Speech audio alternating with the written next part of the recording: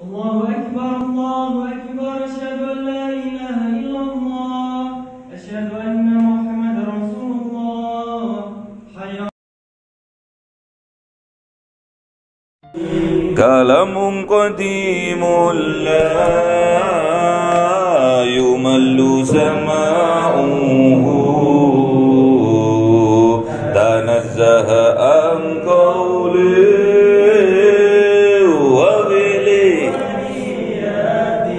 به أستفي من كل داء ونوره دليل لقلبي عند جلي فيا ربي متعني بسر حروفه ونور به سمعي وقلبي وهب لي به فتحا وعلما وحكمة وأنس به يا ربي بالقبر وساتي وصل وسلم كل يوم وليلة على من به الرحمن يقبل توبتي وآلي وأصحابي كرام أئمة بهم يغفر الغفار ذنبي. Bismillahirrahmanirrahim. Bismillahirrahmanirrahim. Wa yu'adzibal munafiqina wal munafiqati wal musyrikina wal musyrikati dhannina billah wal musyrikati dhannina billahi dhanna saw alaihim dairatus saw wa ghadiballahu alaihim wa la'anahum wa 'adda lahum jahannam وساءت مصيرا ولله جنود السماوات والأرض وكان الله عزيزا حكيما إنا أرسلناك شاهدا ومبشرا ونذيرا لتؤمنوا بالله ورسوله وتعزروه وتوكروه وتسبحوه بكرة وأصيلا إن الذين يبايعونك إنما يبايعون الله يد الله فوق أيديهم فمن نكث فإنما ينكث على نفسه ومن أوفى بما عاهد عليه الله فسيؤتيه أجرا عظيما صدق الله العظيم.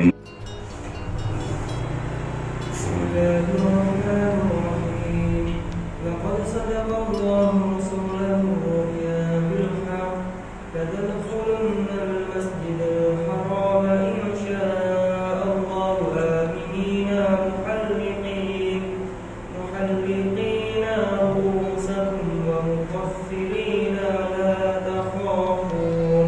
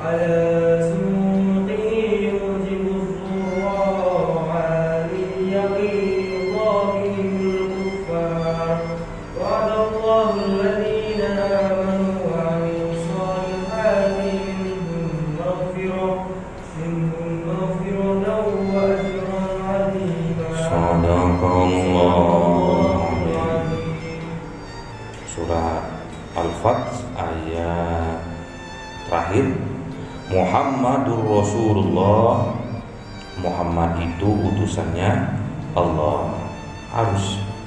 Sampai harus yakini, karena ini termasuk di dalam rukun Islam, juga termasuk di dalam rukun iman.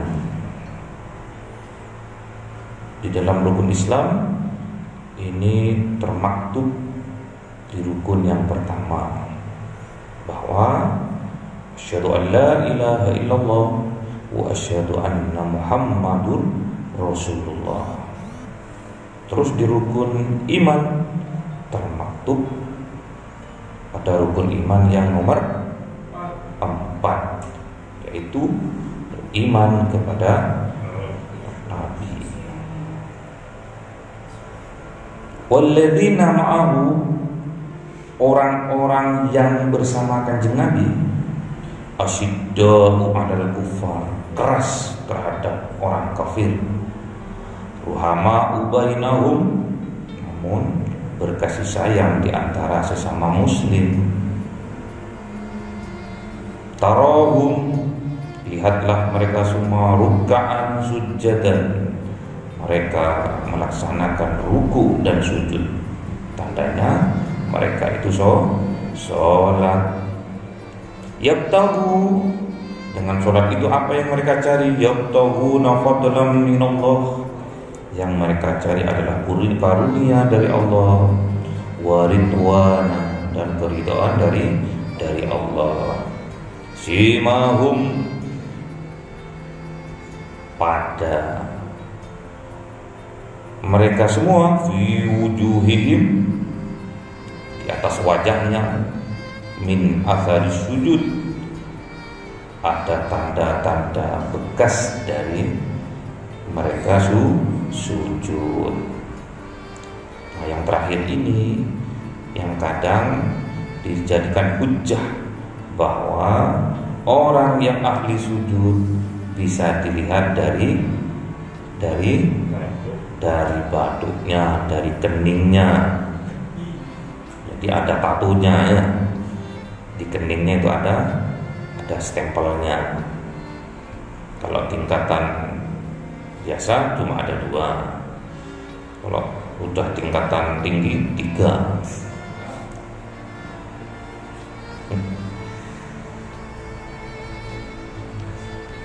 Jadi di sini bukan di kening ya, tapi di wajah. Simahum fi wujuhihim, simahum fi wujuhihim. Jadi ada tanda di wajahnya, itu ada tanda wajah, bukan kening. Di wajahnya ada tanda mereka itu ahli sujud. Yang pertama, tandanya di wajahnya itu mereka itu agak pucat, karena semalaman mereka itu mulai dari jam 1, jam 2, jam 3 sampai subuh mereka melaksanakan sholat tahajud, jadi kurang tidur. Jadi bisa dilihat dari wajahnya, tatkala subuh, tatkala sudah agak terang, wajahnya itu agak pucat. Yang kedua, ada bekas di wajahnya waktu itu di Masjidin Nabawi, di masjidnya Kanjeng Nabi, itu gak ada keramik dulunya, apalagi ada apa ini namanya, karpet, gak ada.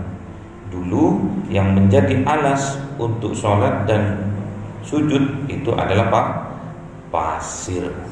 Jadi kalau sampai sujud di atas pasir, pasti ada bekas sujud. Apa buktinya? Ada pasir yang menempel di keningnya. Jadi bukan karena ada tatunya, enggak ya. Ada stempelnya, enggak. Terus ditekankan lagi, Muhammadur Rasulullah. Muhammad itu utusannya Allah, pesuruhnya Allah. Rasul itu pesuruh. Hakikatul Rasul insan.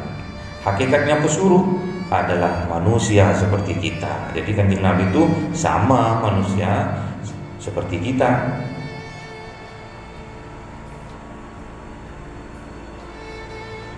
Namun kanjeng Nabi itu dijadikan sama Allah, dijadikan uswatun hasanah, jadi contoh yang baik. Kanjeng Nabi itu jarang ngomong. Kanjeng Nabi itu langsung mencontohkan, gini loh cara sholat, gini loh cara dagang, langsung praktek kanjeng Nabi itu. Sedikit ngomong kanjeng Nabi itu. Kalau nggak penting nggak ngomong kanjeng Nabi itu. Satu kali ngomong itu tentang kebenaran dan kebaikan. Makanya jelas dalam hadis Arba'in Nawawi jelas, siapa-siapa orang yang beriman kepada Allah dan hari akhir, falyaqul khairan aw liyasmut. Berkatalah yang baik-baik, berkatalah yang benar-benar. Kalau tidak bisa berkata yang baik, kalau tidak bisa berkata yang benar, atau liyasmut, diam saja. Tak usah ngomong. Ketimbang ngomong menyakiti orang lain, dosa. Ketimbang ngomong tidak bermanfaat, malah mengandung fitnah, ghibah, berdosa. Apalagi mengandung kebohongan, luar biasa. Dosanya luar biasa.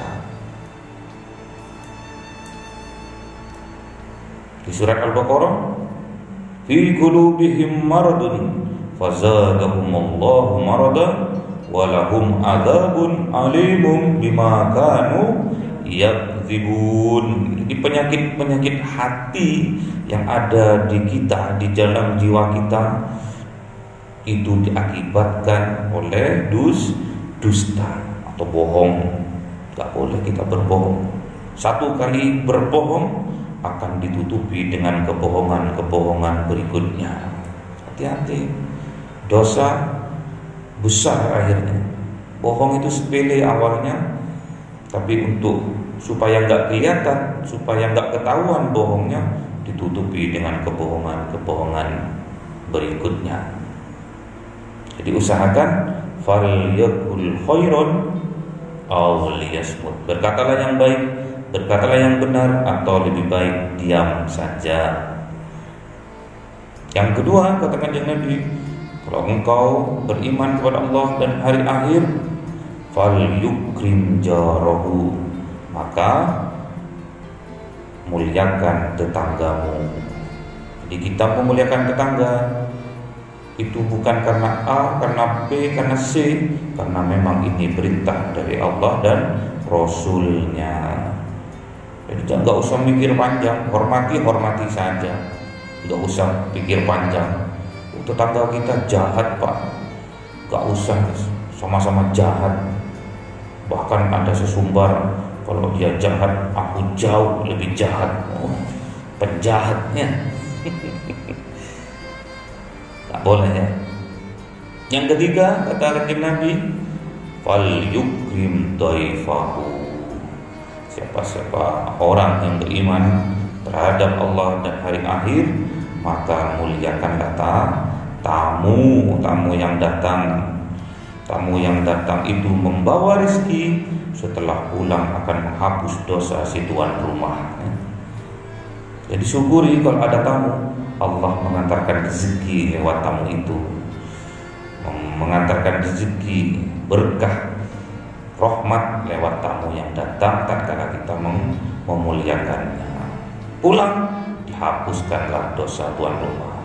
Misalkan kita sebagai tuan rumahnya, tatkala tamu kita pulang, Allah akan melebur dosa kita, mengampuni dosa kita bersamaan dengan tamu yang pulang tadi. Ya. Terus apa maksudnya walladzina ma'ahu asyidda'u 'alal kufar? Apa maksudnya ini? Orang-orang yang bersama kanjeng Nabi, orang-orang yang bersama Rasul, asyidda'u 'alal kufar, dia itu keras terhadap orang-orang kafir. Maksudnya apa? Keras apabila melihat atau berhubungan atau bersentuhan dengan hal-hal yang mengandung kekafiran, kekufuran, keras. Kalau sampai nggak sholat, keras. Sahabat-sahabatnya kanjeng Nabi, kalau melihat orang lain nggak sholat, keras dia.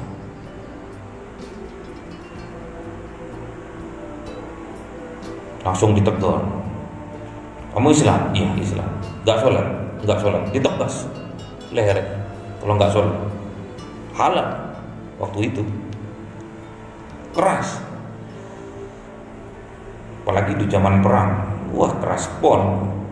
Kamu Muslim? Iya. Kenapa kau nggak sholat? Oh, ini repot, ini banyak pekerjaan, nggak sempat, sibuk ngurusin kerjaan, ngurusin organisasi. Ditebas lehernya, bunuh. Halal. Karena memang kalau nggak sholat itu tandanya kafir. Keras. Sahabat yang bersama Kanjeng Nabi saat itu keras. Ruhama bainahum, namun apabila terhadap sesama muslim, terhadap yang sama-sama menjalankan syariatnya Allah, ruhama, sangat berkasih sayang di antara mereka. Tarohum, lihatlah mereka semua, rukkaan, mereka sujud bersama-sama, sujadan, mereka sujud bersama-sama, rukkaan, rukuk bersama-sama, sujadan, sujud bersama-sama. Tandanya orang muslim terdahulu mereka sayang di antara sesama muslim karena kenapa?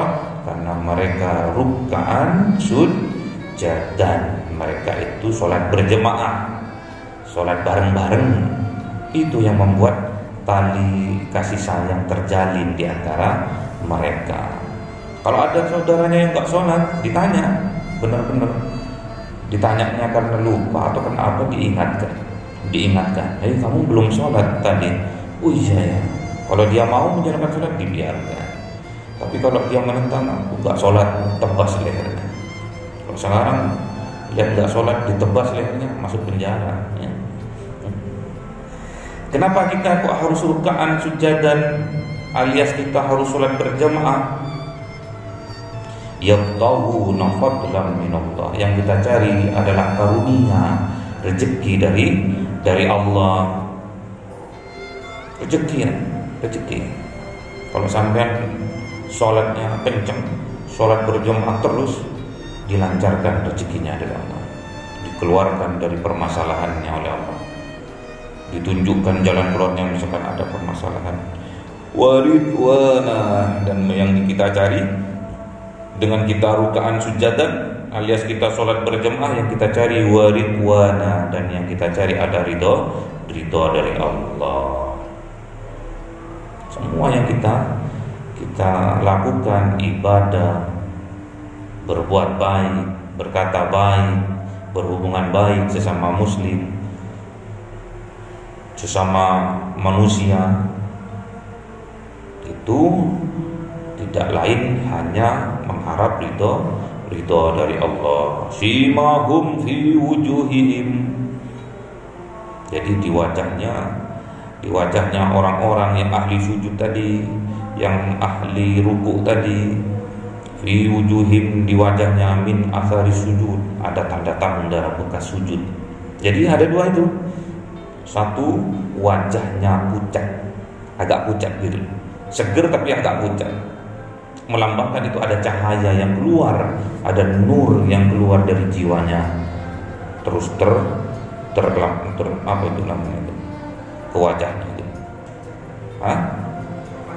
terpancarkan ke wajahnya. Jadi agak-agak pucat, tapi kalau kita melihat wajah itu, kita tenang gitu, kita damai. Melihat wajahnya saja kita sudah merasakan kedamaian. Terus yang kedua, dulu di zamannya Kanjeng Nabi, di Masjid Nabawi itu lantainya tidak ada keramik, dulu lantainya pasir. Jadi tatkala kita sujud, tatkala kita selesai sujud, pasti ada bekas pasir di kening kita. Jadi nggak ada hubungannya dengan batu ireng, nggak ada, dahi hitam itu nggak ada, apalagi sampai kapalan itu nggak ada. Gampang kalau mau kapalan nggak nyampe 1 minggu bisa. Jadi itu ya. Jadi Kanjeng Nabi adalah utusannya Allah, menyampaikan kebenaran, menyampaikan tentang keselamatan, tentang dinul Islam, supaya dia bisa asyidda'u 'alal kufar, supaya keras bagi orang-orang yang kafir. Jiwa-jiwa kita ini, jiwa-jiwa kita yang kafir itu dikerasin. Jangan dibuat ini. Kita malas, kita biarin kafir, kita tertutup. Apa yang kita sampaikan tentang kebenaran tutup, gak mau. Kufar itu menutup diri dari petunjuk Allah, itu kufar. Harus keras kita sama diri kita, karena jiwa kita ada juga sisi-sisi yang kufar, ada yang kafir, yang menentang tentang kebenaran. Itulah jiwa kita. Harus keras kita sama dia. Jangan biarkan Kanjeng Nabi sendirian di dalam jiwa kita. Wa'lamu anna fikum Rasulullah. Harus tahu, maka ketahuilah bahwa di dalam jiwa kita itu ada Rasulullah. Jangan biarkan Kanjeng Nabi berjuang sendirian di jiwa kita, menentang kekafiran, jiwa-jiwa kekafiran yang ada di jiwa kita. Jangan biarkan Kanjeng Nabi sendirian. Kita harus syidda'u 'alal kufar, harus keras. Bagi diri kita sendiri harus keras. Kapan lagi sampai? Kalau bukan dari muda sekarang, sampai harus semangat. Gak akan sampai nanti kalau sudah tua, tambah lemah. Lemah, sakit-sakitan lemah, gak bisa. Mumpung masih muda, mumpung masih kuat, yang semangat memerangi kekafiran yang ada di jiwa kita. Ruhama'u bainahum, dan berkasih sayang, support satu sama lain dengan kasih sayang, dengan cinta. Tarohum ruk'an sujadan, terhadap yang kita lihat. Apa itu yang kita lihat? Ruk'an sujadan, ruku dan sujud, alias sholat berjemaah. Support temannya, support, bangunin temannya itu, ayo. Itu tandanya sampean berkasih sayang di antara kalian. Bangunin. Sampean sholat tahajud jam 3, bangunin temannya. Gak ada ceritanya alasan. Nanti gak mau, coba dulu. Cinta. Coba dengan cinta. Apa yang sampean cari? Yabtaghuna fadlan minallah. Yang sampean cari adalah karunia dari Allah. Termasuk kasih sayang di antara sampean tuh karunia. Besok sampean kalau punya anak akan ingat semua bahwa sampean pernah hidup di amam di antara satu sama lain, support untuk hal kebajikan, tentang hal kebaikan, contohnya sholat berjamaah, ngaji, tadarusan, sholat tahajud. Itu jadi saksi, nggak akan hilang itu sampai itu. Waridwana, dan yang kita cari adalah ridho dari Allah. Kalau kita sambungkan sama orang tua, ridhonya Allah itu ada pada ridhonya orang tua. Supaya kita mendapatkan ridho orang tua, kita harus menjadi anak yang soleh. Akhirnya masuk lagi ke soleh spiritual, juga soleh sosial. Soleh spiritual hubungannya dengan Allah langsung, soleh sosial hubungannya dengan sesama manusia. Jadi hablum minallah, hablum minan nasi, mahum fi wujuhihim min athari sujud.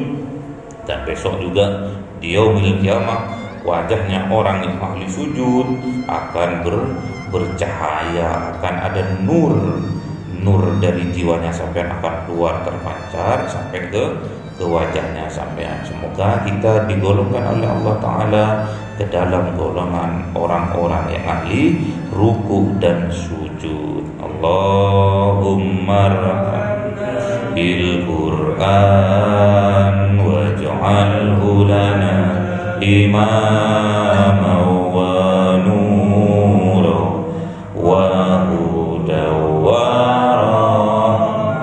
Allahumma dzakirna min nasina wa 'allimna minhu ma jahilna warzuqna tilawa